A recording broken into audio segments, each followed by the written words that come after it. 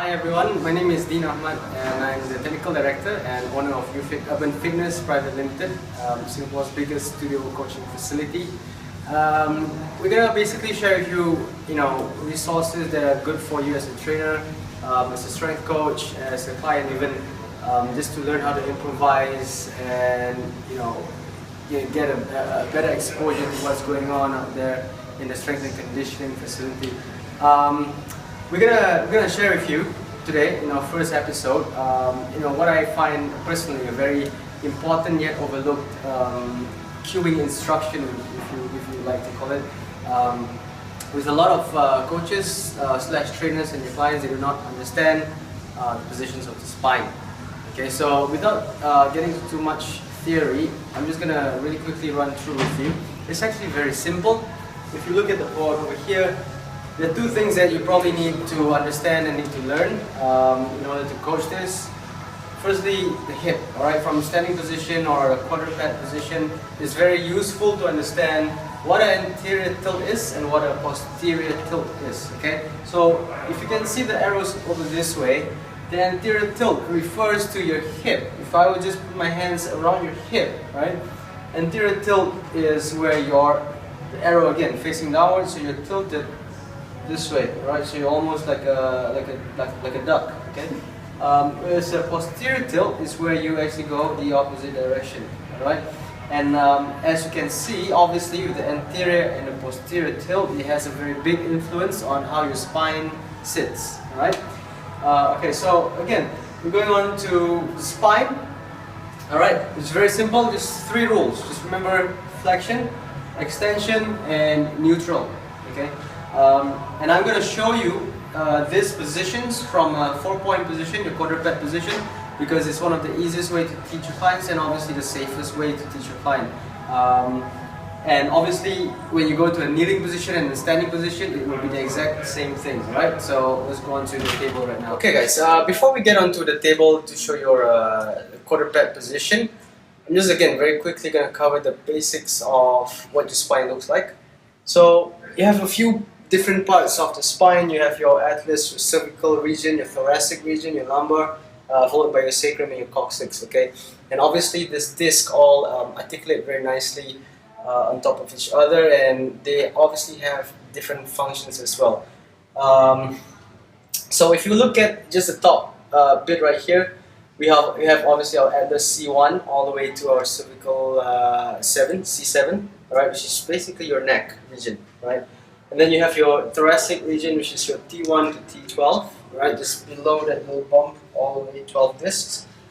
You have your lumbar spine, the infamous lumbar spine where a lot of people have problems with, which is the L1 to L5, 5 discs. And then you have your sacrum and your coccyx, okay? So looking at this diagram right here, it is basically showing the position where I'm standing, which is facing out this way. And you can see that there is a very nice little curve. It's almost like an S-shaped curve. So this actually acts like a spring to absorb impact, and also, having the spine in this position would be best for its, to be as functional as it should. Because, with the cervical spine, there is a mobility and stability aspect to it. Thoracic region, same thing. Lumbar spine, also you have your stability. So I'll get a little bit more into the stability slash mobility functions of the spine, but just a rough guide. This is how it should look like in a standing position. So now we are going to get into a quadruped position on the table. Okay, so in a 4-point position, you want to make sure that your hand is in line with your knee. Okay, and you want to think of getting your hands directly underneath your shoulder line, not having your hands too far forward. Okay. Right, so what is flexion?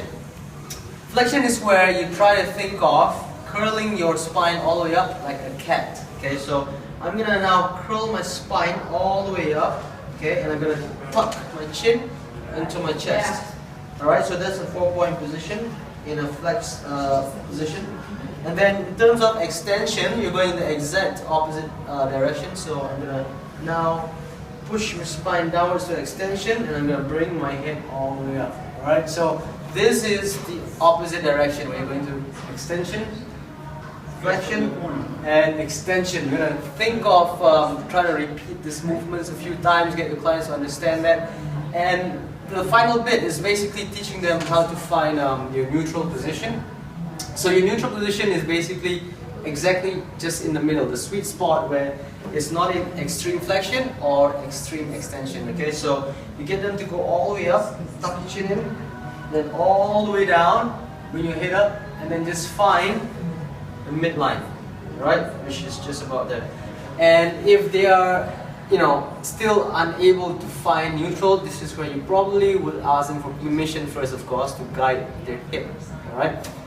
And obviously neutral would be the most comfortable position for all of us.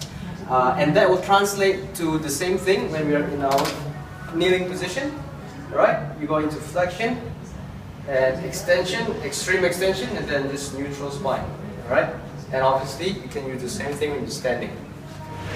Alright guys, so we're going to move on to applications in the deadlift. Alright, another great exercise, great body exercise for everyone. Most of our clients will approach this exercise in a very poor way. So we're going to show you how to correct that, and even correct ourselves when we train. So Lawrence is going to approach the body in a poor pattern, poor form. Okay, so you see a lot of this happening in gyms and studios. Very flexed over back, again, breaking the cervical spine, the wing core, and then they'll try to lift the weight off. Obviously a number one cause for injury, right? So what you're going to do is you're going to basically coach your clients to get into a neutral spine position. Okay, so Lawrence is going to get into a neutral spine position, so now it's nice and tall and flat. Okay, so I've got a functional movement screen towel. And that's going to just show you guys what it should look like from the side. Okay, so it has a nice neutral cervical spine, nice and flat to the thoracic, and there's a slight little curve in the lumbar spine, which is perfect. Okay, so the three things you want to coach is you're going to get the bar. Okay, you're going to get the bar as close to his shins as possible. Alright, you keep the weight close to the midline. Secondly, you're going to think of engaging the core so you can actually just pat him around just to keep him nice and tight. Another thing you're going to do is you're going to try to teach and coach him to engage his lats. So what you can basically get your hands against his triceps or his hands and try again to push back against you. So that will activate the lats a little bit more. Okay. So now that you're nice and tight, you're going to go for 2 reps. Good. More close. Perfect. Okay. Well done. And that's all for today. Thank you for joining us.